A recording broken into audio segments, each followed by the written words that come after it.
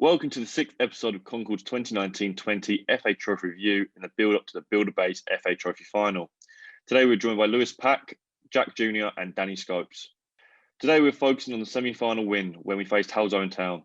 The game was won in the 80th minute by a brilliant Alex Wall goal to send Concord Rangers into the FA Trophy Final.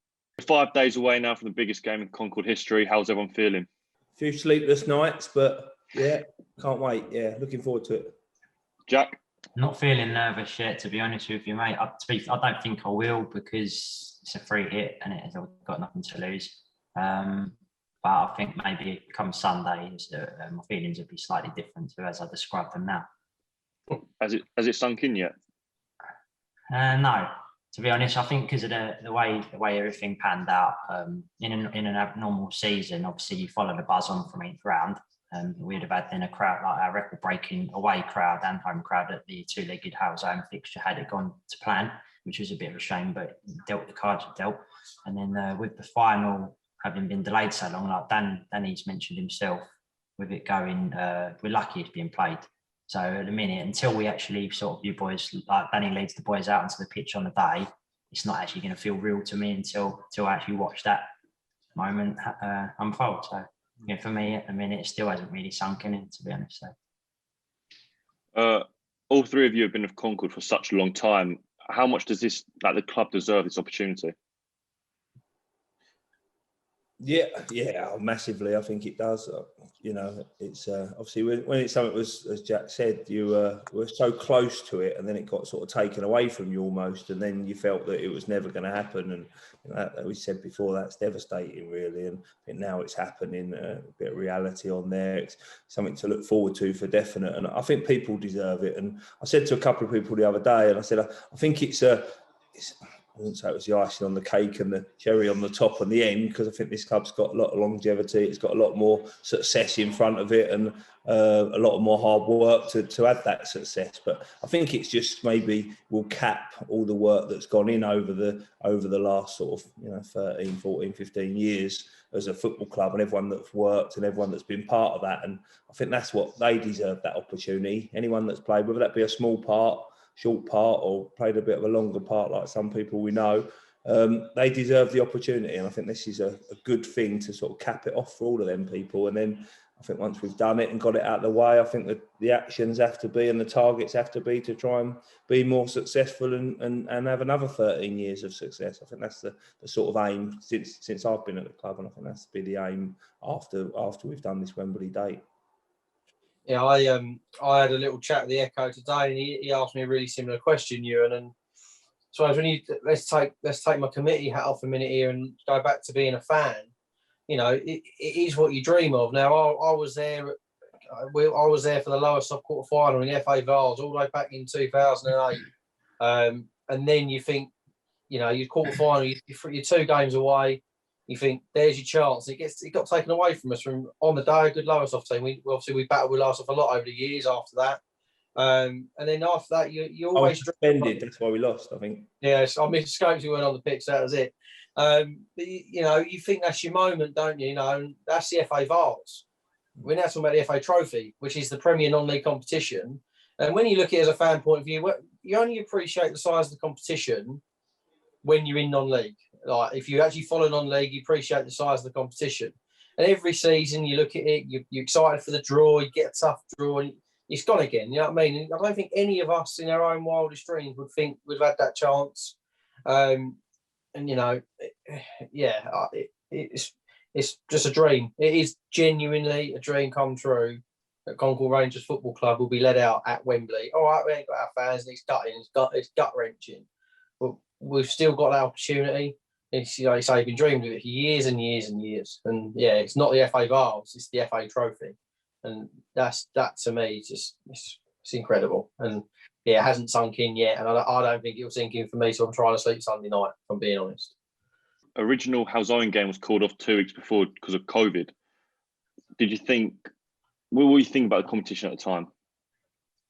me personally, I was really disappointed, and I think back about that as well. That one, it was called off for everybody at the time, but I think obviously the occasion and the home and away legs of a game, and that's something you don't get the often get the chance to be part of. I don't think, do you? And as a manager and in a selfish point of view, I was really looking forward to preparing for them 2 games. That was a challenge that I hadn't done before, and wouldn't get many chances to play 2-legged semi-finals, home and away. So I was really excited by that, and we'd gone up to watch them.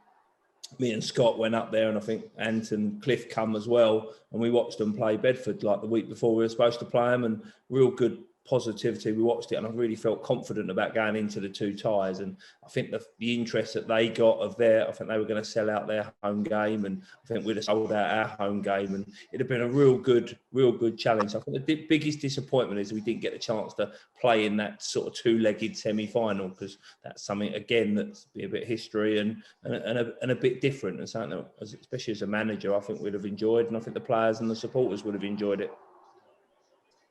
Yeah, from a committee member's point of view, mate, we was looking forward to the opportunity to, like you say, taking part in a 2-legged semi-final fixture. Like, I know Lewis was looking forward to getting into the gym and the spa of the posh hotel we booked for ourselves prior to the fixture itself. But like you say, from understanding on a ticket sales point of view, I believe there was something silly like 3,000 tickets sold for the Halesowen game, and I think we'd have comfortably beaten our competitive home attendance record as well in the home game.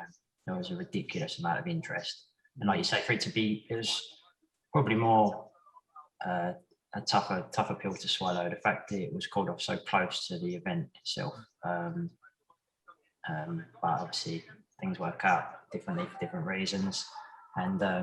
Yeah, here we are. We've come out the other side. Yeah, I think we were in the flow, weren't we, as well? I think the cup had taken priority over the league a little bit, not intentionally, but it had done because of the success and the magnitude of what we were doing. And I think we were in full flow, weren't we? We were in full FA Trophy Cup flow, and everybody was excited, everybody was planning, and there was real optimism about being successful in it as well. You know, once we got this far, and I think that was probably the biggest blow.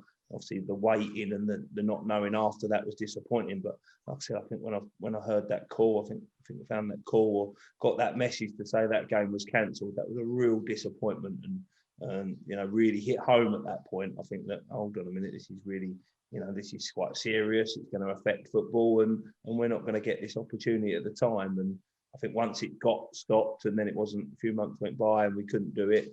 It was obvious it was going to get down to 1 leg if we got the opportunity to play it. So it was that opportunity of the 2-legged, and you know, our supporters going away to theirs would have been a real good atmosphere. I think they were quite well supported, real hostile as well, and then to bring them back home, you know, either we were holding on to something or trying to chase something, would have been such an occasion. I think it would have been, you know, one of the best occasions, I think, for the football club to have that moment.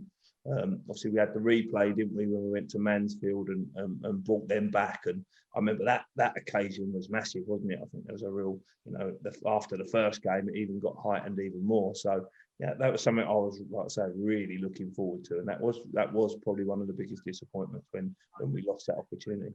Yeah, touching briefly, mate, on something that I know me and Danny have both watched. I'm not sure about you two fellas, but the last Chantry basketball that I'd seen on Netflix recently, you get quite invested in the program. It's very well put together, but obviously the part I actually didn't feel fair, stupidly didn't see it coming, but obviously to sort of almost the gut-wrenching feeling from their opportunity to go and win state being pulled apart from COVID was very, very similar to the way that our situation unfolded. So yeah, if anyone hasn't seen that, I do recommend it. You'd understand exactly how we felt if you follow through there. Yeah, it was, wasn't it? It was really close. Minchell just finished watching it this week, and he said exactly the same. Like, he said it was, you know, real good series. And then when it happened, and I was like you, Jack, I didn't see it coming in that at all, which was a bit naive maybe. And then it was a big shock, and I really felt for them because we'd been in that situation ourselves, and they obviously never got the chance to play that game, did they? But or to play their final. Eventually, it was announced that the semi-final would be played over 1 leg. Do you think that favoured us, or were you confident no matter what? Me personally, I'm not doing a disservice to Halesowen because I wouldn't, because I thought they were being really successful. They had a good side. They had having a real good year. They were odds on for promotion. I went and watched them in that first game, and I come away from that pretty confident. And like I say, not doing them a disservice, but I looked at the team we had and the team that sort of finished at the Royston game and where we were at in the competition. And I was really confident going into both legs that we could actually beat them. And I'm not normally like that. I'm normally a bit cautious and a bit always think the worst maybe on it. But I come away from that game thinking, yeah, we've got a real good opportunity here. And it sort of made me sort of realise, oh yeah, come on, we've got this chance. This could be the chance. Don't think we're going to get probably a better chance. And I was really confident in that. So when it got postponed that first time, I was disappointed because I felt we were ready, and I thought we'd have run all over them, if I'm honest. In we'd have been solid in the away game, and at home, I think with the squad we had and the players we had, I think we'd have been more athletic than probably what they had. So I was really looking forward to that because I thought that was going to be perfect for us. And obviously with it being stopped and then being thrown on us with sort of 2-3 weeks notice, and I sort of wasn't as confident at the time because we were a new group again. We had some boys coming back that had played for the club before, which helped, and then we had some old crew that had been in the competition and been part of it. But I was nervous because of the shortness of time and pre-season, the nature of it. I thought it made it a bit more of an even playing field. I think it probably gave them an advantage rather than us, if I'm honest, at that time.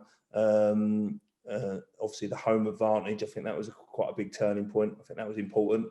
I think it would have been more difficult going away to them, even without fans, and their home pitch. I think that was a good coin toss to win. That's what we needed. But I wasn't as confident going into that. But I think because of the shortness of time, we had to prepare for that, and with being with a new group and not the group that we'd sort of beaten Royston with.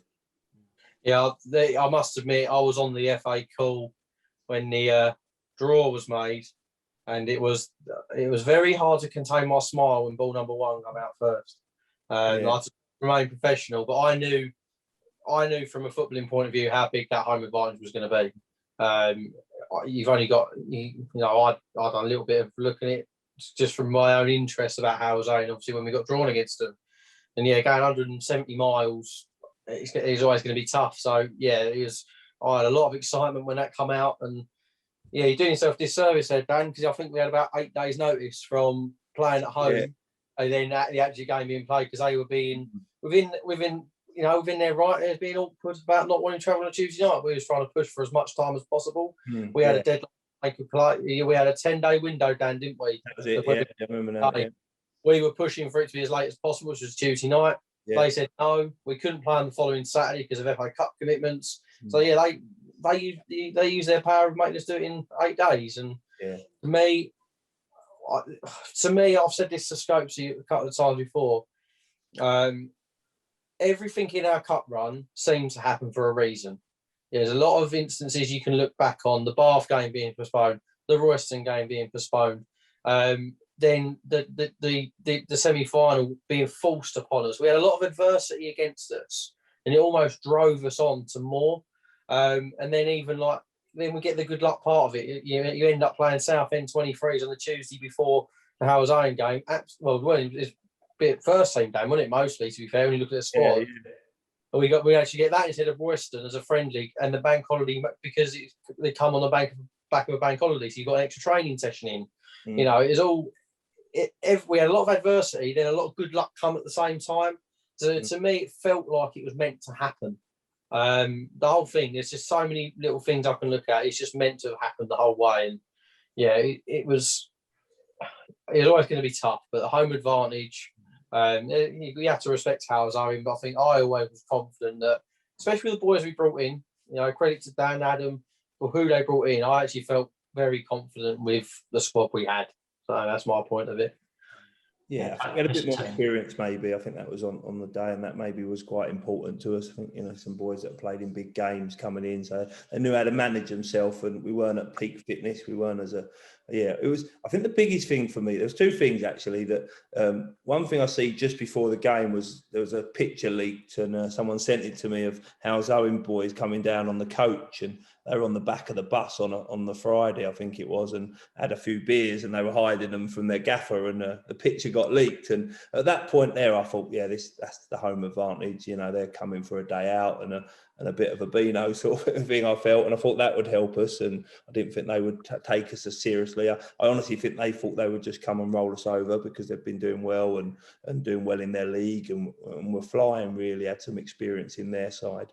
I think the big thing for me that happened, we played Peterborough Sports, I think it was, before the Southend game, who were a good side. I felt they were really good on the day. They've been a group that have been together.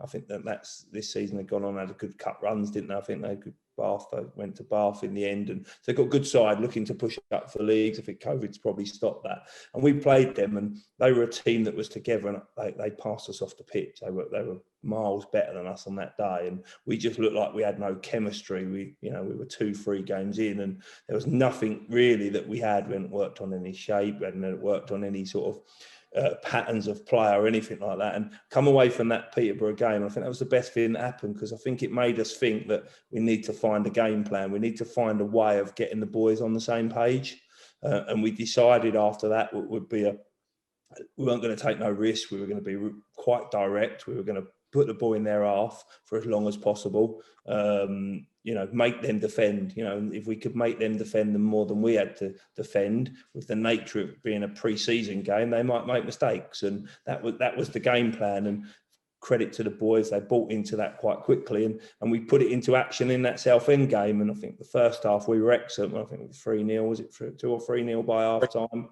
and it really worked. And I think that gave us a bit of confidence in the game plan. I thought that sort of said, come on, look, we haven't got the chemistry, so let's take the risk out of it. Let's take that, let's not try and outplay them or outpass them. Let's just make them defend and play in their half as often as we possibly could. And that was the idea on the day. And it didn't always work like that on the day. I don't think it was crystal clear as that, but I think we didn't take no risks and conceded an early goal, just being a bit sloppy. But after that, I think we were pretty solid and probably always looked like we were in control of the game just by the game plan that we had on that day. And I think that was important, that we managed to get that message across to the boys. And I think that's where the little bit of experience we had that come back to the club, they knew that and they could buy into that, and it helped everybody get over the line.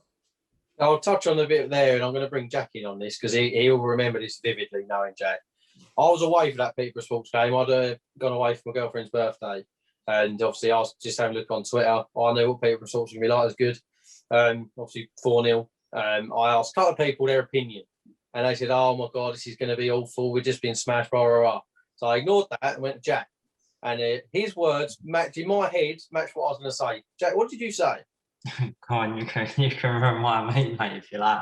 But I'll put it this way, I was a lot more optimistic than everyone else I'd laid eyes upon that afternoon. Yeah. Everyone else, it was as if the world finished. I saw a lot of positives, and Lewis can explain them in detail to you, because he will remember them to a teammate. Almost everything I said worked out, didn't it? And it was just more luck than judgment. But for me, there weren't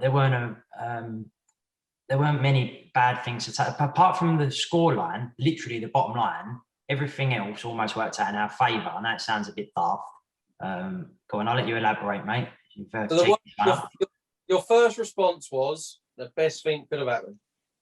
Was the exact response, because you said, we had Halesowen had a scout there as well. Yeah. So he learned nothing. Yeah, you told me that. You said 20 minutes ago he's looking at his phone.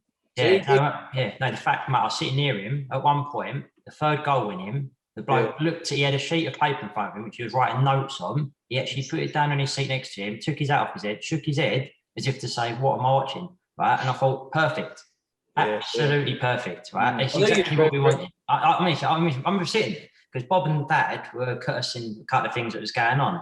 And I'm literally gesturing to Bob as if to say, "Shut up, mate. This is literally the perfect script." And it was I don't know. I remember Drewy, mate, bless him, with like borderline suicidal, and I was literally reeling off positive after positive after positive. He went, mate, this sound wrong with you? And I went, no. I went, I'm just being honest with you. This is what I see. I went, watch. I knew I wasn't going to be there for the Tuesday, the Southend fixture, because we booked to take Leo to Legoland for his birthday, right? But I remember messaging Lewis before the game saying, this would be a different kettle of fish, right? Watch the response, right? And then I was in the hotel. We'd finished dinner, and I took Leo out on one of the little climbing things. I looked at my phone, we're 3-0 up. And I can't remember, I messaged somebody. Can't remember who I messaged somebody, whoever else I'd chewed the ear off, trying to prove how positive the 4-0 defeat was, who didn't want to listen to me at the time, probably. But then I basically sort of almost, not I told you so situation, but look, just don't worry about the bottom lines all the time, because a lot of things around that work out well for you. So, and that's how it turned out. It gave us real clarity on where we were at, and I think it was the best thing that happened to us. And then the next best thing was that we spoke about it. And bear in mind, this is in a real short turnaround. One training session, we've had this conversation, or not even that. We've probably done it in between games or before games, and just said to the boys, this is what we need to do.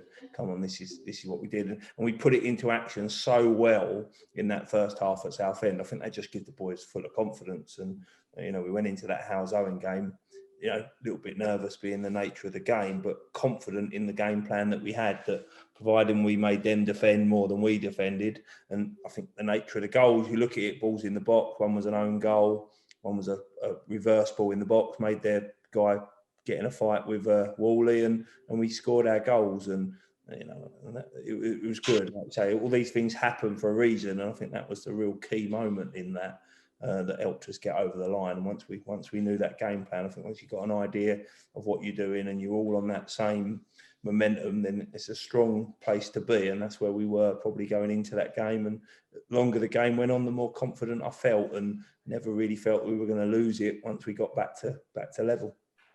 Yeah, obviously, well, I was going to finish with that. But the point was that pre-season always chucks up with results, you know, and Jack will remember this as clear as day. Obviously, last season, before this season started, that we got the trophy final in, we get beat 5-0 by Bowers. Yeah, we didn't win a pre-season game.